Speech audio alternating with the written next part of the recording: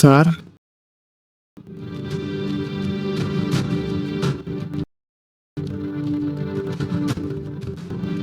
Shehzad sir, আপনি?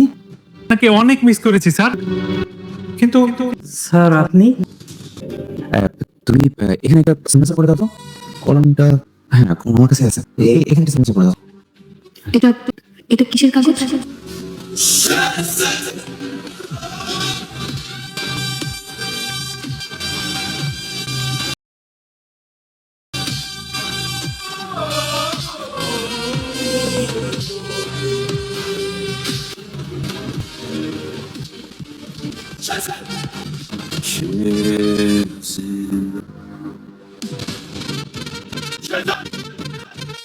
রিশাদ ফাতেমার কাছ থেকে শেহজাদের অফিসের সকল দায়িত্ব লিখিতভাবে নিয়েছে। সেখানে গুলাম খাবার নিয়ে যাওয়ায় অফিসের সকলকে এবং সবকিছুই তার চেনা চেনা মনে হচ্ছে। গায়েস, তবে কি এবার শেহজাদ তার পুরনো স্মৃতি ফিরে পেতে যাচ্ছে? হ্যালো গাইস, কেমন আছেন প্রত্যেকেই? আশা করছি প্রত্যেকেই ভালো আছেন। গায়েস, বরাবরের মতো আমাদের নতুন আপডেট ভিডিওতে আবার আপনাকে স্বাগতম। বর্তমানে প্র্যাঙ্কিং এন্টারটেইনমেন্ট ইউটিউব চ্যানেলের সবচাইতে বেশি জনপ্রিয় ধারাবাহিক নাটক হচ্ছে দুনিয়া টাকার গোলাম। আজকের নাটকটির 6 নম্বর এপিসোড মুক্তি পেয়েছে। যারা দেখেছেন তারা অবশ্যই কমেন্ট করে জানিয়ে দিবেন, আর যারা এখনো দেখেন নাই তারা এখনই দেখে আসতে পারেন। তারপর অবশ্যই কমেন্ট করবেন আপনার কাছে কেমন লেগেছে। গায়েস, আজকের ভিডিওটি তৈরি করার উদ্দেশ্য হচ্ছে আপনাদেরকে জানিয়ে দিব দুনিয়া টাকার গোলাম নাটকের 7 নম্বর এপিসোড কখন কবে মুক্তি পাবে। তার আগে আমাদের চ্যানেলে যারা নতুন দর্শক রয়েছেন তারা সব সময় সব ধরনের নাটকের আপডেট সবার আগে পেতে চাইলে আমাদের চ্যানেলটি সাবস্ক্রাইব করে রাখবেন। গাইস, দুনিয়া টাকার নাটকের 7 নম্বর এপিসোড মুক্তি পাবে আসছে আগামী 14 জুন রবিবার ঠিক দুপুর 12টার সময়, শুধুমাত্র প্র্যাঙ্কিং এন্টারটেইনমেন্ট ইউটিউব চ্যানেল থেকে। আজকের ভিডিওটি ছিল এই পর্যন্তই। আপনাকে ধন্যবাদ সম্পূর্ণ ভিডিওটি দেখার জন্য। আল্লাহ হাফেজ। ফাতেমার গোলাম কি এক হয়ে যাবে? আমার সাজানো প্ল্যানগুলো কি সব নষ্ট হয়ে যাবে তখন? না না না না না না না। তুই এরকম কি দেখছিস? আমার না কেমন জানি সবের অনেক পরিচিত পরিচিত মনে হইতেছে। মনে হয় আমি এর আগে অনেকবার এখানে আসছি। আজকে আমি বলবো পরবর্তী পর্বে কি কি হতে চলেছে। শেহজাদ, যাকে সবাই এখন গোলাম বলে চেনে, তার জীবনে এক বিশাল পরিবর্তনের ঝড় আসতে চলেছে। অফিসের প্রতিটি কোণ এবং পরিচিত মুখগুলো তাকে যখন স্যার বলে সম্বোধন করতে শুরু করবে, তখন তার অবচেতন মনে জমা থাকা স্মৃতিগুলো ধীরে ধীরে জীবন্ত হতে শুরু করবে। শেহজাদ অফিসের ফাইলগুলো হাত দিয়ে স্পর্শ করার সময় এক অদ্ভুত শিহরণ অনুভব করবে, যেন এই কাগজগুলো এবং এই আসবাবপত্রের সাথে তার বহু বছরের নিবিড় সম্পর্ক রয়েছে। সে বারবার নিজেকে বোঝানোর চেষ্টা করবে যে সে আসলে রিশাদের বাড়ির একজন সামান্য কাজের লোক বা ড্রাইভার, কিন্তু তার নিজের সত্তা তাকে বারবার তার আসল পরিচয়ের দিকে টেনে নিয়ে যাবে। বিশেষ করে যখন অফিসের পুরনো কর্মীরা রিশাদের সামনেই তাকে মালিক হিসেবে সম্মান দেখাবে, তখন শেহজাদ এক গভীর দ্বন্দ্বে পড়ে যাবে। সে হয়তো রিশাদকে সরাসরি প্রশ্ন করে বসবে যে কেন সবাই তাকে এই নামে ডাকছে এবং কেন এই অফিস তার কাছে এত বেশি চেনা মনে হচ্ছে। এই বিভ্রান্তির ফলে শেহজাদের আচরণে এক ধরনের গাম্ভীর্য চলে আসবে, যা রিশাদের জন্য বড় বিপদের কারণ হয়ে দাঁড়াবে। শেহজাদ যখন তার ফিরে আসা জীবনের টুকরো টুকরো স্মৃতি হাতড়াবে, তখন তার মনের মধ্যে এক বিশাল তোলপাড় শুরু হবে এবং সে নিজের অজান্তেই অফিসের সিদ্ধান্ত গ্রহণে হস্তক্ষেপ করতে শুরু করবে, যা গল্পের মোড় সম্পূর্ণ ঘুরিয়ে দেবে। রিশাদ পরবর্তী পর্বে আরও অনেক বেশি প্রতিহিংসা পরায়ণ এবং চক্রান্তকারী হয়ে উঠবে। ফাতেমার কাছ থেকে পাওয়ার অফ অ্যাটর্নি হাতিয়ে নেওয়ার পর তার আসল রূপ সবার সামনে প্রকাশ পেতে শুরু করবে। সে অফিসকে তার নিজের সম্পত্তি মনে করে পুরনো বিশ্বস্ত কর্মচারীদের ছাঁটাই বা ডিমোশন দেওয়ার যে পরিকল্পনা করেছে তা চরম পর্যায়ে নিয়ে যাবে।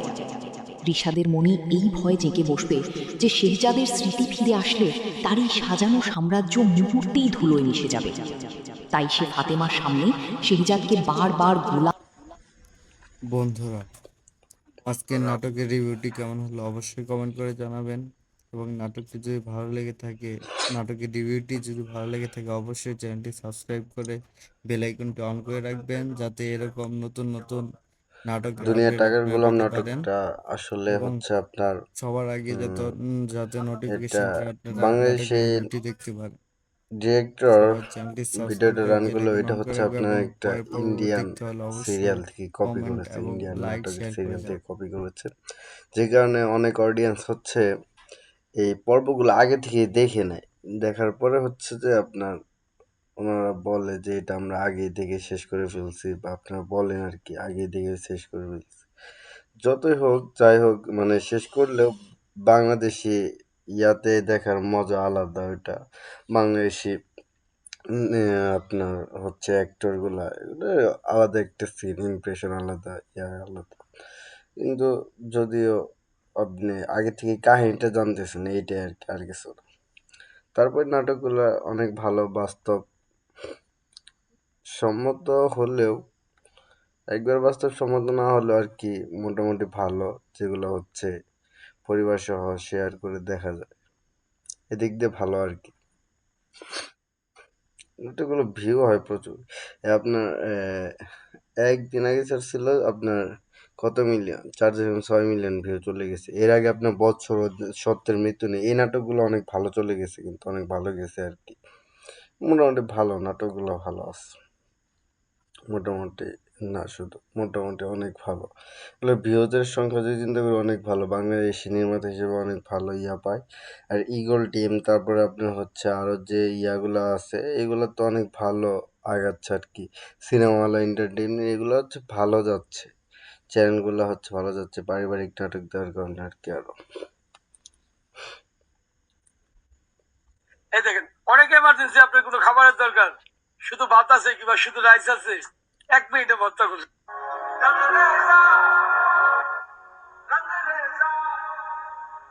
আজকে আমার টার্গেট হচ্ছে গাড়িটা যেখানে যায় সেখানে যাব, যদি ঢাকাও যায় তাহলে ঢাকাও যাব, কিন্তু শান্ত ভাইয়ের সাথে দেখাই করে ছাড়বো।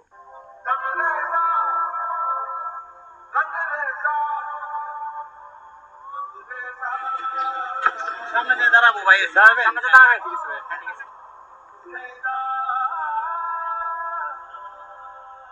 গাড়ির পিছনে পিছনে আমি সহ আরো কয়েকটা বাইক ছিল, এই জন্য বাজার মধ্যে দাঁড়ায় আমার সাথে দেখা করে তারা চাইছে একাকিত্ব সময় কাটাবে, কিন্তু আমি সেই সুযোগটাও দিলাম না, আমি তাদের পিছু ছাড়লাম না। ওকে ভাইয়া, দোয়া রইলো, ভালো ভালো ভিডিও দেন। কথা বলতে পারতেছি না কারণ ভাই অনেক অসুস্থ, কথা বলতে পারতেছে না। আমি আসলে সবচেয়ে বেশি আপনার ভক্ত আর হচ্ছে উমর ভাইয়ের ভক্ত। কাছাকাছি তোমার ওমর মতোই লাগে। আমি উমর ভাইয়ের বাসায় গেছি, উমর ভাইয়ের আম্মু গেছে। আচ্ছা, আসলে সেম এরকমই লাগতেছে, উমরের চুলে এমন আছে। ইনশাল্লাহ যাবো। ভালো মানুষকে স্মরণ করো, তোমার সিম আসলে আমি ভালো করে অনেক লক্ষ্য করলাম, সেম টু সেম ফুল উমর ভাইয়ের সমস্যা নেই, মাস্টার কপি ভাই, মাস্টার কপি।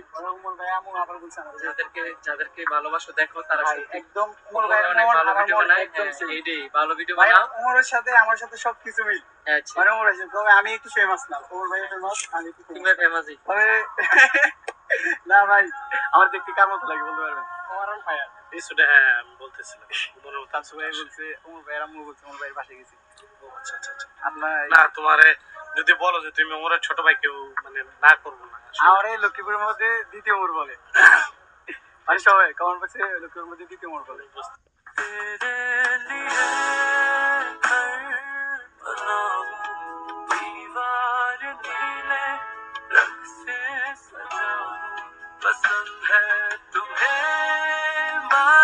ক্যামেরা অন আছে, চালু আছে ক্যামেরা, তুমি মনে কষ্ট নিয়ে না বাপ, এদিকে আও, আমার কাছে আও, সামনে আও, ক্যামেরা নিয়ে দাও, আমার পরিবেশ দাও।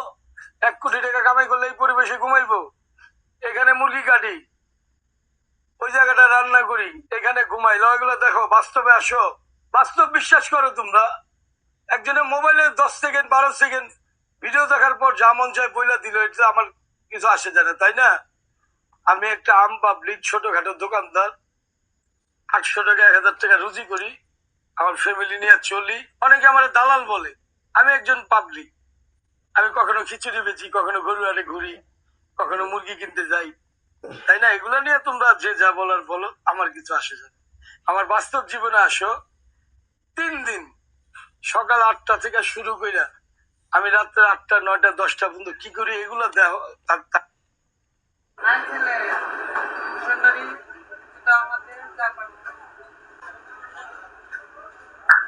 ভাইয়া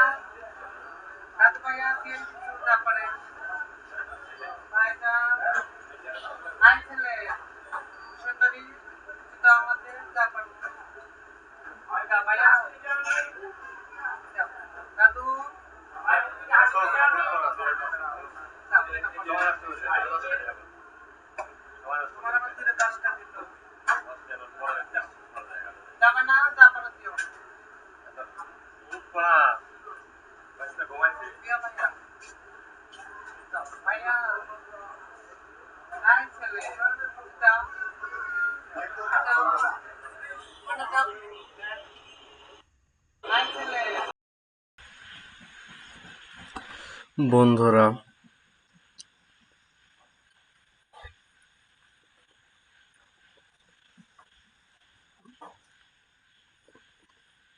আপনাদের কেমন লাগলো নাটকটা অবশ্যই কমেন্ট করে জানাবেন।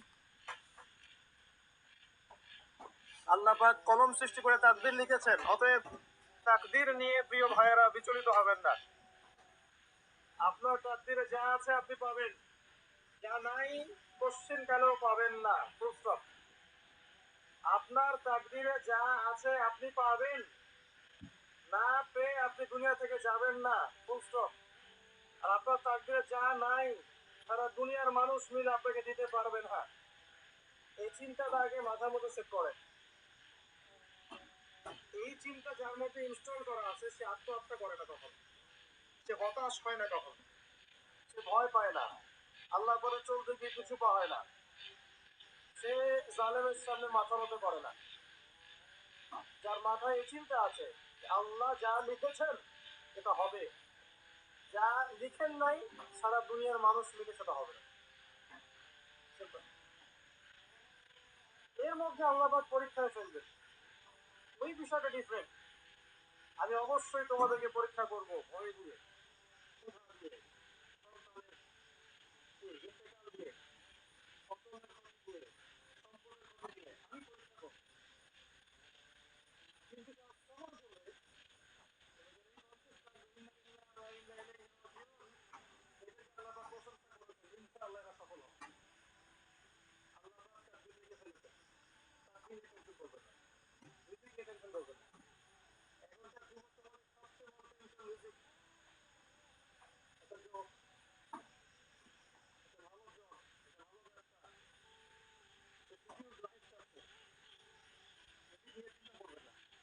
আপনার কাছে যে রিজিক আছে এটা আপনার কাছে আসবেই।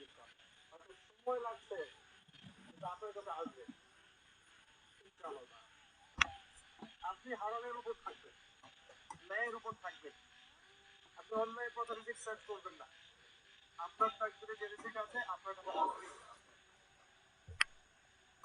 এবার আছেন আল্লাহ পাক এরপরে সৃষ্টি করেছেন মহাবিশ্ব। এই পুরো মহাবিশ্ব তাকদীর লিখার পরে মহাবিশ্ব কয়দিনে? 11টা বই থেকে 5,35,000 টাকা ইনকাম। এই শীতটা দিয়ে 6 দিনে, মাত্র 6 দিনে আল্লাহ পাক পুরো মহাবিশ্ব সৃষ্টি করেছেন।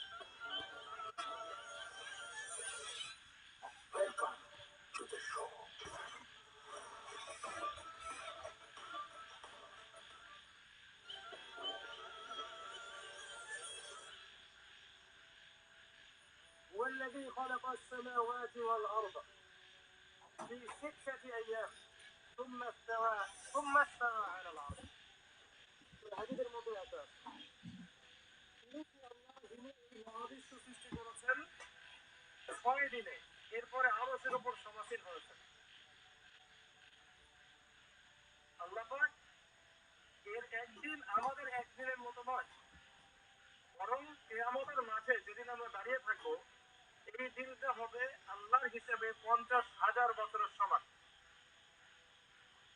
মানুষ অস্থির হয়ে থাকবে, বিচার শুরু হচ্ছে না কেন। অপেক্ষা করা কাজটা খুব যন্ত্রণাদায়ক, তাই না? কারণ অপেক্ষা করা, অপেক্ষা করে আছেন 1 ঘন্টা পর আসবে, এলো না, আপনি অস্থির হবেন। 2 ঘন্টা পরে এলো না, আসসালামু আলাইকুম ঘন্টা পরে এলো না, আপনি অস্থির হবেন, পায়চারি করবেন, বই পড়বেন, নাস্তা খাবেন, হাঁটাহাঁটি করবেন, আপনি ব্যাকুল হয়ে যাবেন। অপেক্ষা করা একটা ডিফিকাল্ট কাজ। কিয়ামতের মাঠে মানুষ 50,000 বছর অপেক্ষা করবে, বিচার শুরু হচ্ছে না কি জন্যে?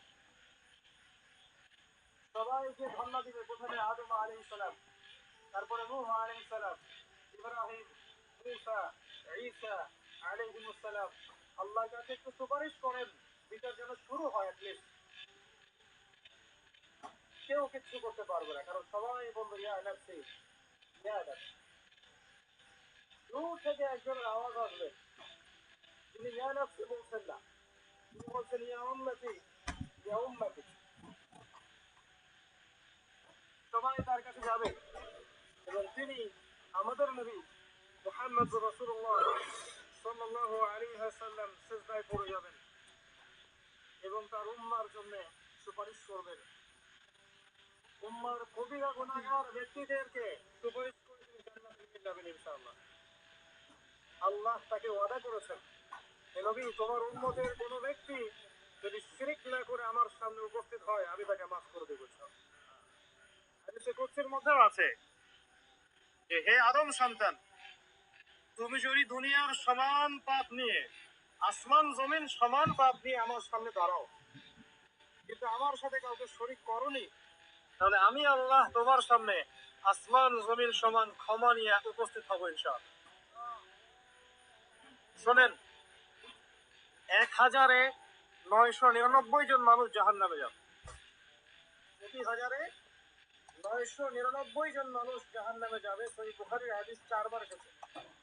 এখানে ইকুয়েশনটা এমন না যে ম্যাথামেটিক্যালি ক্যালকুলেট করতে হবে, এমন নয়।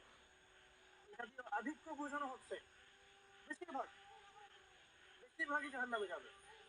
এই কথা আল্লাহ পাক কিন্তু সূরা আরাফের মধ্যে বলেছেন ১৭৯ নম্বর আয়াতে, ওয়ালাকাদ যারানা লিজাহান্নামা কাসীরাম মিনাল জিন্নি ওয়াল ইনস। একই বিষয়, কোরআন হাদিস পরস্পর মিলে যায়। এখানে একটা বিষয় বুঝতে হবে, আল্লাহ পাক বলেছেন সূরা নিসার মধ্যে, ইন্নাল্লাহা লা ইয়াগফিরু আন ইউশরাকা বিহি ওয়া ইয়াগফিরু মা দুনা যালিকা লিমান ইয়াশা। আল্লাহ পাক তার সাথে শিরকের গুনাহ মাফ করবেন না, এছাড়া যে কোনো গুনাহ আল্লাহ পাক যাকে ইচ্ছা মাফ করতে পারেন। তার মানে যে বেশিরভাগ মানুষ জাহান্নামে যাচ্ছে, তাদের আমলনামায় কোন পাপ থাকতে পারে? কথা বোঝা যাচ্ছে কি? নিঃসন্দেহে তাদের আমলনামায় শিরকের পাপ থাকবে। এটা বুঝতে আপনাদের পিএইচডি করার দরকার নাই। আল্লাহ পাক শিরক ব্যতীত যে কোনো পাপ যাকে ইচ্ছা মাফ করতে পারে। তার মানে তারা জাহান্নামে যাচ্ছে বিকজ অফ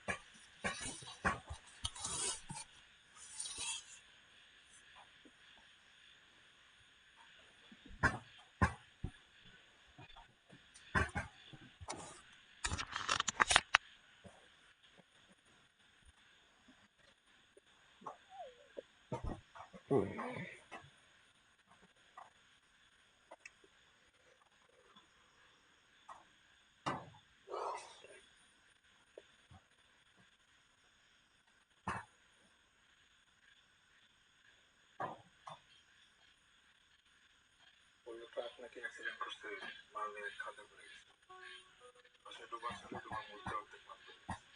কত টাকার ক্ষতি হয়েছে? ৪.৫ লাখ টাকার মারছে। অনেক টাকা মাল চুরি হয়ে গেছে। আমি যাইছিলাম পাইছি বস্তার গুলো মিলে রেখে দিচ্ছি। ট্রাক নামে কি ক্ষতিপূরণ দেবে না?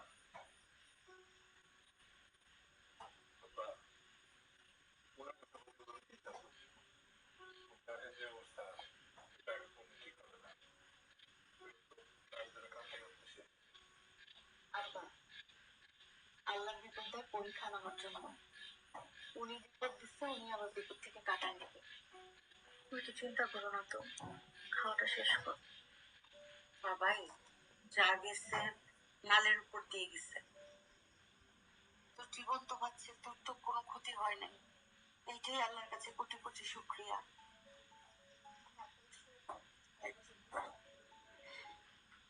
খাওয়াটা শেষ করো। আর হঠাৎ আবার গেছে একটু কথা বলে আসি।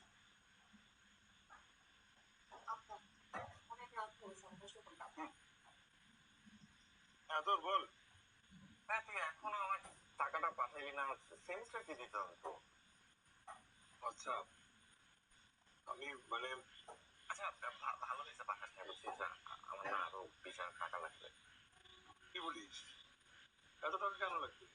আরে ভাইয়া বুঝোস না, মানে ওই সাইড ভিজিটিং যাইতে হয়, তারপর ওই অ্যাসাইনমেন্ট, গ্রুপ স্টাডি, তোর প্রজেক্ট টজেক্ট করতে হয়, অনেক জায়গায় জায়গায় যাইতে হয়, বুঝছিস? মানে তোর পরে আমি এক্সপ্লেন করবো না, হ্যাঁ ওগুলো তুই বুঝবি না, এখন আমি পরে এক্সপ্লেন করে দেবো।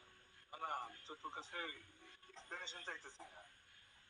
তুই তো জানোস না আজকে তো একটা অ্যাক্সিডেন্ট হয়েছে। কি বলিস? মানে আমাদের মাল আসতেছিল, ওই ট্রাকটা অ্যাক্সিডেন্ট করে উল্টায় অনেক টাকার ক্ষয়ক্ষতি হয়ে গেছে রে। আচ্ছা ভাইয়া এইগুলো আমাকে বলে লাভ আছে? হ্যাঁ আমি ব্যবসায় কিছু বুঝি, আমি লাভ হইলেও বুঝি না, লস হইলেও বুঝি না, আর এগুলো তো সবসময় তুই আর বাবাই সামলাইছিস।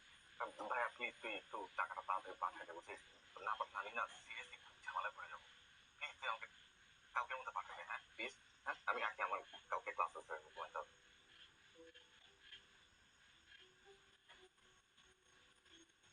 বাসায় কোনো সমস্যা? না না তোমার কত টাকা দরকার? Managing sir.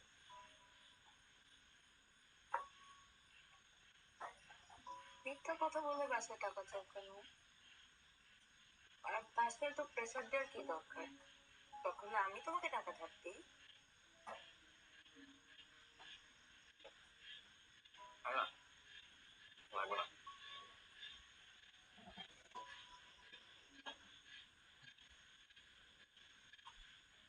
কে ফোন করছিল, কি আবার? আদর ফোন ছিল, কি হয়েছে, কি চায়? ভার্সিটির সেমিস্টার ফ্রি কিছুটা বাকি ছিল, আমি ভুলে গেছি কিছুর মধ্যে দেওয়া লাগবে। এত বড় একটা ক্ষতি হয়ে গেল, তো বোঝা উচিত। ওকে বল পরে ম্যানেজ করে নিতে, ম্যানেজ করো। আব্বা ভার্সিটি গার্ড আমাদের অ্যাক্সিডেন্ট বুঝবে। বাবাই এই অবস্থায় এতগুলি টাকা কিভাবে দিবি বাবা? আরে আম্মা তুমি টেনশন নিতেছো কেন, আমি আছি তো। আব্বা ওই নতুন একটা মালের অর্ডার আসছে, পিক আপ যাবে, হয়ে যাবে, ম্যানেজ হয়ে যাবে, দেখো না।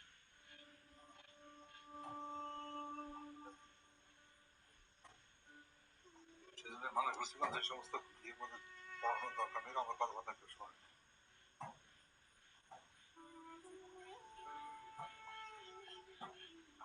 যাও তো।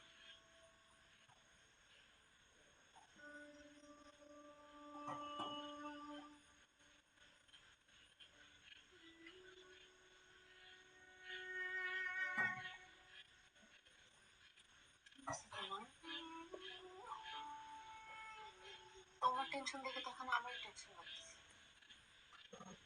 তোমাকে বলবো কি হয়েছে?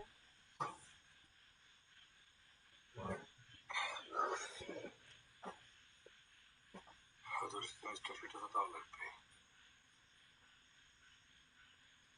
তখন আব্বা টেনশন করবে দেখে আমি পুরো কথা বলি নাই।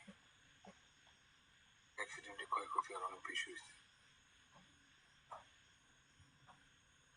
এর উপর আমি আবার কিছু টাকা অ্যাডভান্স করছিলাম মাল আনবো বইলা। হাত এখন পুরো ফাঁকা, মধ্যে আদাল আবার 20,000 টাকা এক্সট্রা চাইছে। যদি কি আব্বারে বলি টাকা বাড়তি দেওয়া লাগবে, আব্বার পড়ালেখা বন্ধ করে দিই। আমরা একটা সময়ের মধ্যে হিসাব করছি, করবো বুঝতেছি না।